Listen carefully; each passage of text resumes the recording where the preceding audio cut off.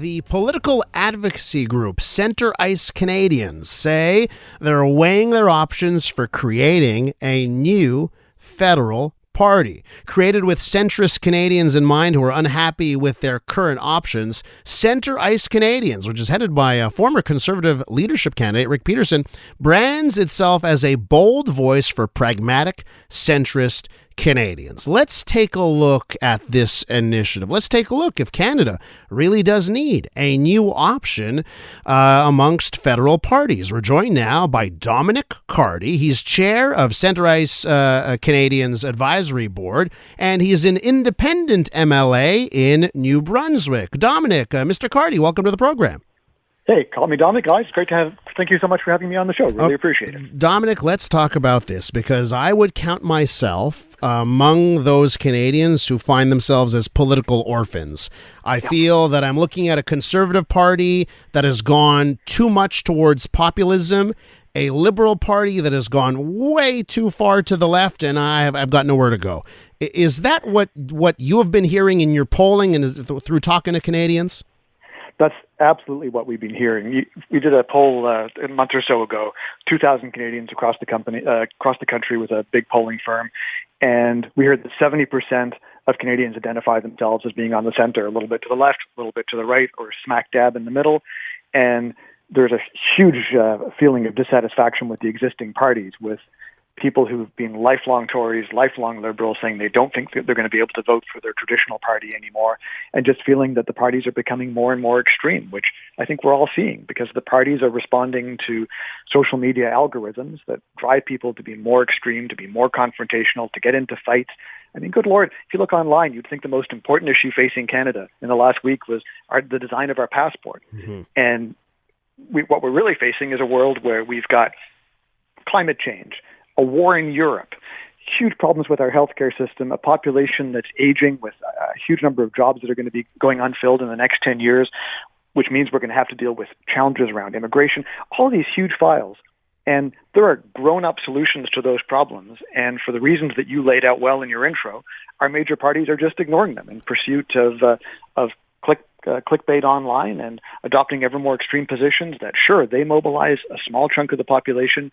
But what we hear consistently, and certainly since last week when we announced the plan to at least explore the creation of a new party, we've heard from Liberals, New Democrats, and Tories all saying, thank God, we've got to have this option on the table. And from my perspective, if it pushes those parties, the existing parties, to be more sensible, that's great, because it shouldn't be about parties. It should be about the country. But if none of those parties are going to stand up for Canada, someone else needs to. Dominic, here's the thing, right? Because I've had discussions with Rick Peterson on this show. I've had discussions with Tasha Kiridan, both prominent voices amongst Centre Ice Canadians.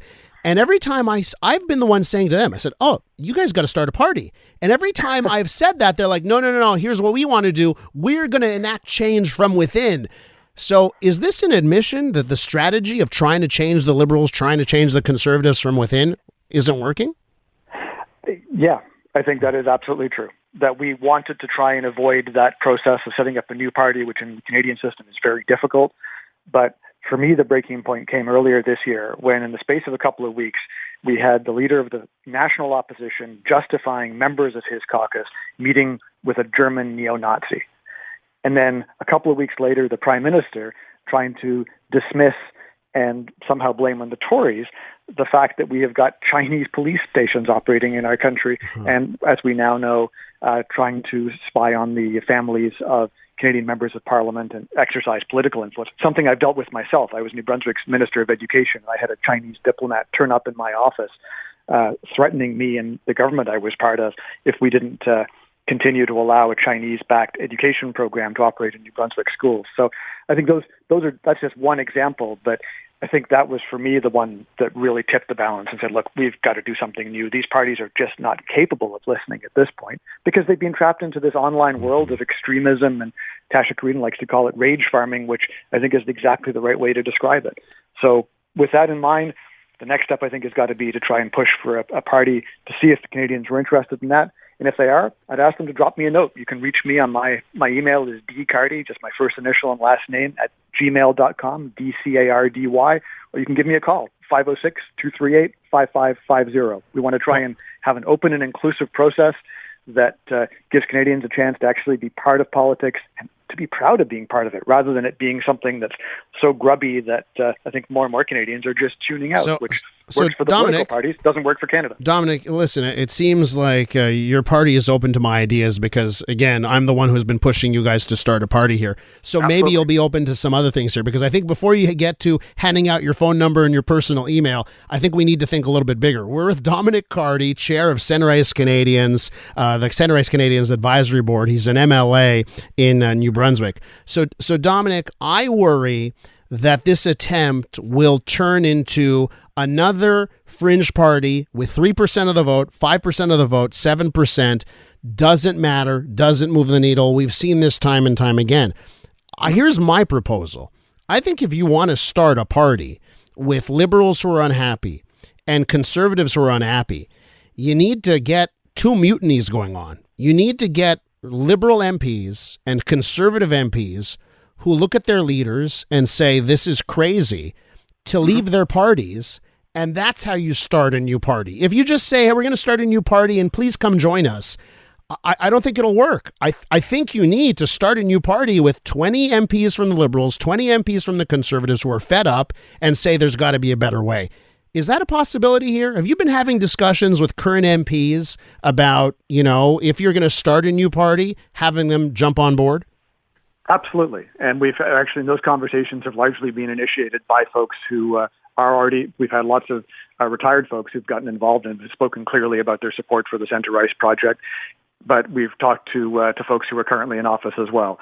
So I think it's got to be a bit of both, because the one thing we also want to avoid, though, is it looking like this is a project of people who are just feeling disaffected. It's got to be about something that's positive and bold. And I think some of the comments you've made previously on your show around some of the policies that are currently being ignored by both sides. So it's got to be about existing politicians, for sure, who recognize up close how dysfunctional the system is right now, but often can't talk about it because of the party discipline system that we have in the country, but also is talking about some bold new ideas as well. Because we don't want it to be seen as centrism, as just this wishy-washy, a little bit left, a little bit right. It's got to be grappling with those big challenges that the current parties, for political reasons, are avoiding because it doesn't fit with their extremist base.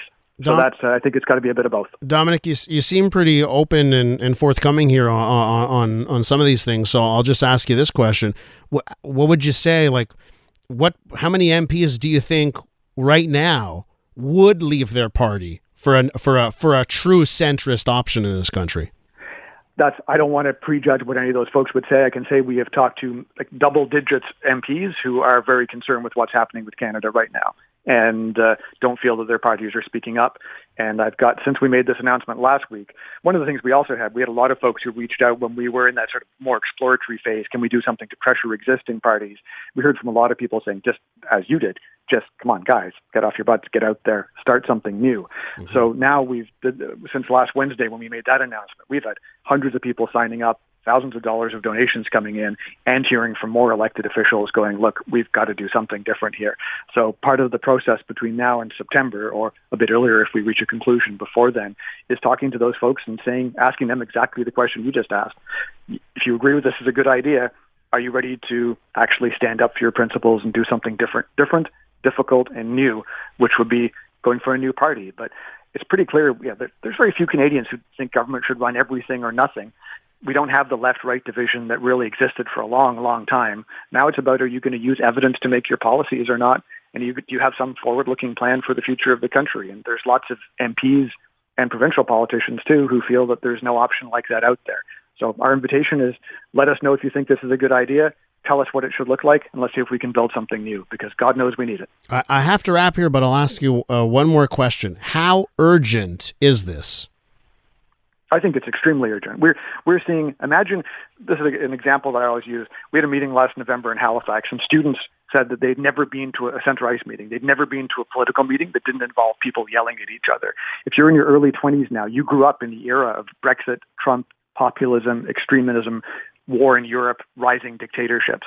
Our system is under massive threat right now, and we've got to stop pretending that this is the 1990s, which I think is what Mr. Trudeau is doing, or imagining that populist anger is going to preserve our society and the incredible civilization we built, which we've got to be proud of while recognizing there are things that we need to fix. Our politics is broken. Canada isn't. We've got to defend and build our institutions by reforming them, absolutely, but putting that in a package that Canadians can say, I feel like these guys have actually got some sense of what I want for my country and for the future for my kids and grandchildren. So that's what we're going to try and see if there's an appetite for that between now and September. And again, encourage any of your listeners to reach out to me or the other members of our team and see if they can get involved or just give us your feedback. If you think this is a good idea or not, we live in a democracy. If people tell us this is dumb, I'll go and find something different to do. Dominic, we have to leave it there. Thanks so much for coming on. Hey, thanks for having me on the show. Take care. That's Dominic Cardy, chair of Center Ice Canadians Advisory Board.